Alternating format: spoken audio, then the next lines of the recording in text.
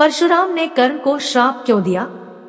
कर्ण द्वापर युग के महान योद्धा में से एक थे, लेकिन उनको मिला श्राप उनकी मौत का कारण बन गया। कर्ण को उनके जीवन काल में 2 श्राप मिले थे।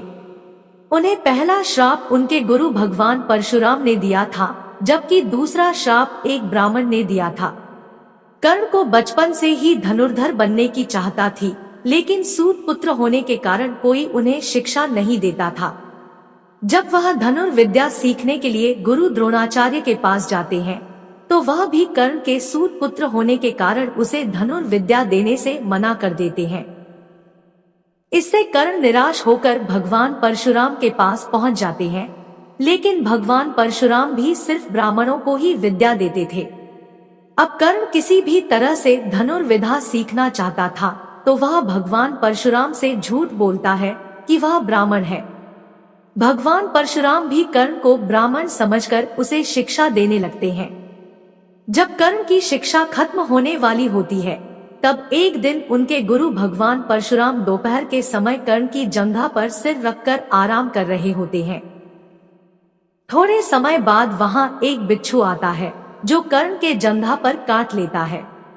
अब कर्ण सोचता है कि अगर वह हिला या बिच्छू को हटाने की कोशिश की, तो गुरु परशुराम की नींद टूट जाएगी।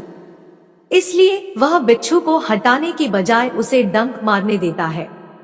कर्ण काफी समय तक बिच्छू के डंक से होने वाले दर्द को सहता रहता है। फिर जब कुछ समय बाद गुरु परशुराम नींद से उठते हैं, तो वह देखते हैं कि कर्ण के जांघ से खून बह रहा है। यह देखकर भगवान परशुराम गुस्से में कहते हैं, इतनी सहनशीलता सिर्फ किसी क्षत्रिय में ही हो सकती है। तुमने मुझसे झूठ बोलकर ज्ञान हासिल किया है, इसलिए मैं तुम्हें श्राप देता हूँ कि जब भी तुम्हें मेरी दी हुई विद्या की सबसे ज्यादा जरूरत होगी, उस समय वह काम नहीं आएगी। इससे निराश होकर कर्ण अपने गुरु से कहता है कि वह स्वयं नहीं जानता कि वह किस वंश और कुल का है। ऐसे में वह सारी बातें अपने गुरु परशुराम को बताते हैं।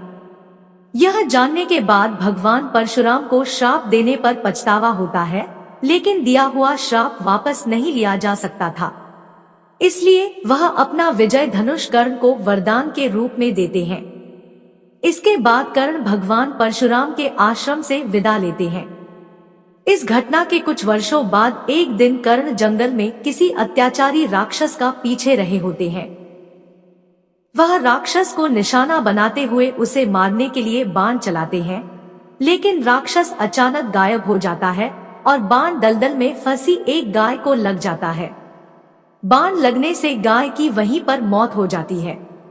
उस गाय का स्वामी एक ब्राह्मण होता है, जो गाय की दुर्दशा देखकर कर्ण को वहीं पर श्राप दे देता है। श्राप में ब्राह्मण कहता है कि जिस तरह तुमने एक असहाय गाय को मारा है, ठीक उसी तरह ही एक दिन तुम्हारी भी मृत्यु होगी। आगे चलकर इन दोनों श्राप का प्रभाव महाभारत के युद्ध में नजर आया।